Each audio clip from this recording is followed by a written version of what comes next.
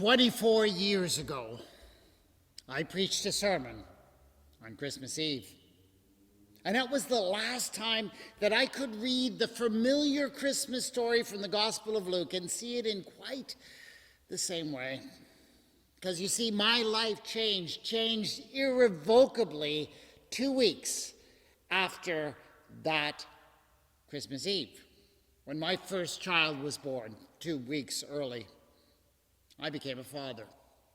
And I couldn't begin to describe all of the ways in which that changed my life, but one of the big ones was that I learned so very much. One of the first lessons I learned, a literal lesson, was how to swaddle my child. The nurses were the first ones who taught me. I think they teach the fathers first, because in those first few days, it's one of those few things that a father can do. But I became an expert at it, an expert at what you might call infant origami. Now, the reason why new parents in North America are encouraged to swaddle their newborns is that it is a very comforting thing to do for them. Just think.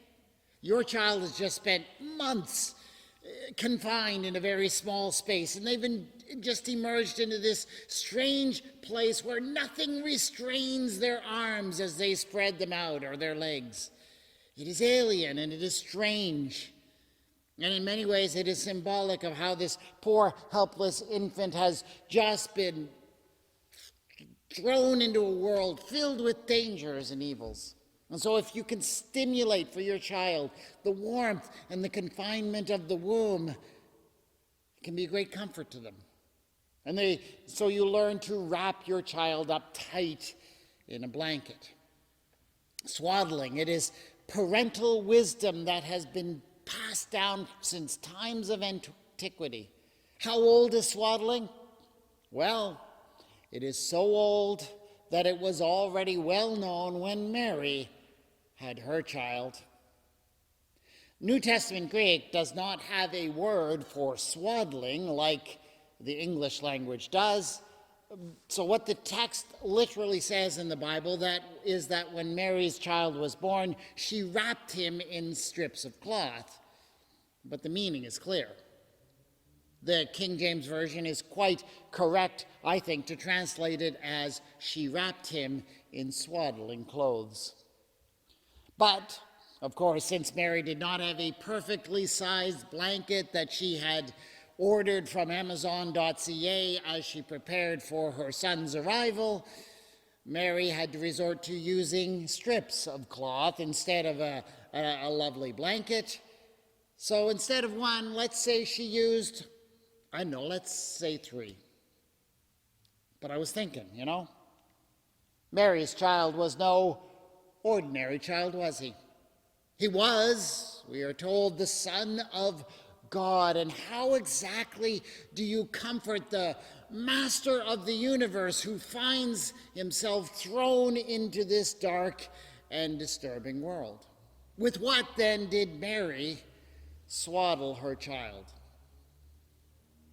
Well, I believe that one of the strips of cloth that she used would have been her devoted love as a mother.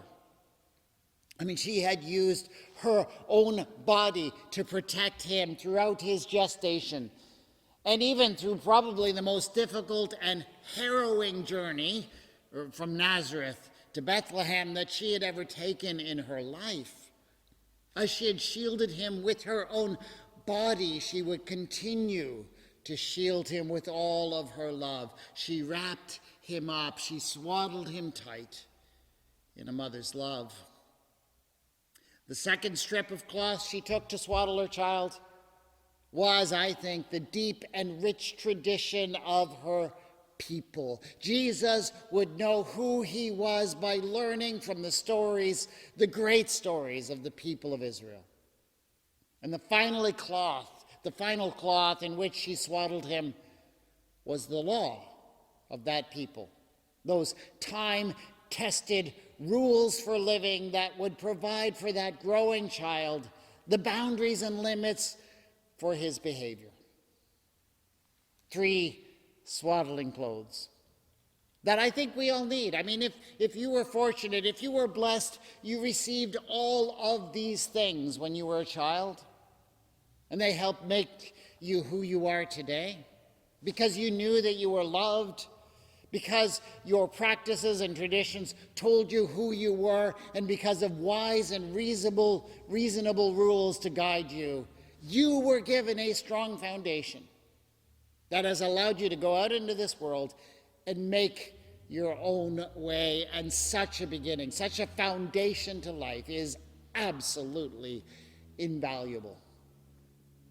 But I thought I would add one thing. Swaddling is a good and comforting thing for a newborn, but it is hardly healthy to keep a child confined as she grows. She needs to stretch out her limbs and define herself, right? That too is an essential part of becoming a person in this world. And, wow, wow, did Jesus stretch out his limbs? He took the love that he had received from his mother and turned it into a love that was able to encompass this whole world. And in the ultimate display of that love, Jesus stretched his arms and legs wide upon the wood of a cross. And Jesus took the noble teachings that he had received, traditions, and extended them to others. He took that special relationship, that covenant blessing that was enjoyed by his own people, and showed the world how they could experience it as well. As he taught of a loving Father who pours forth blessing on all the people of the world. And as for the laws and the law of his people, Jesus never lost his reverence for that. And yet he taught that it was never meant to be cruel or vindictive, like some people applied it. He also taught that it was never meant to exclude those who didn't fit in, but rather designed to draw them close. And he also taught in word and in deed how the grace and mercy of God can overcome even the worst transgressions against the law. But it all started with a newborn babe, wrapped up in strips of cloth, lying in a manger. Such a fitting beginning for the hope of the world